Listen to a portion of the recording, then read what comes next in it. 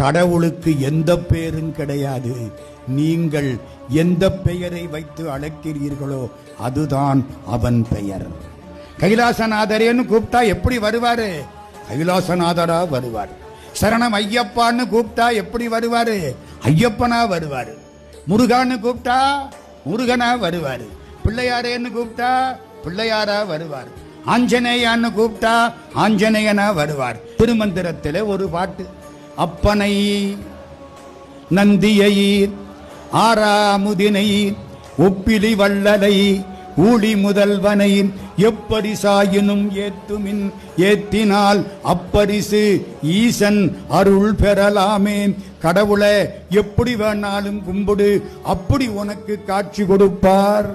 எத்தனை வடிவங்கள், ஆயிரக்கணக்கான வடிவங்களை உண்டாக்கி கொண்டார்.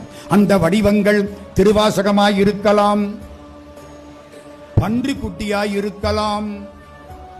பாண்டி நாட்டில பன்றிய கொன்று விட்டார்கள்.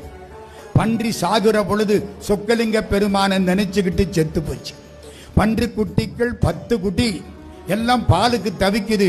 சிவபெருமான் பன்றியாக மாறி படுத்து கொண்டார். 10 முளை 10 குட்டி பால் குடிக்குது.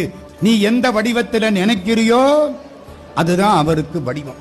நீ சித்தர்னு நினைச்சா கடவுள் சித்தர்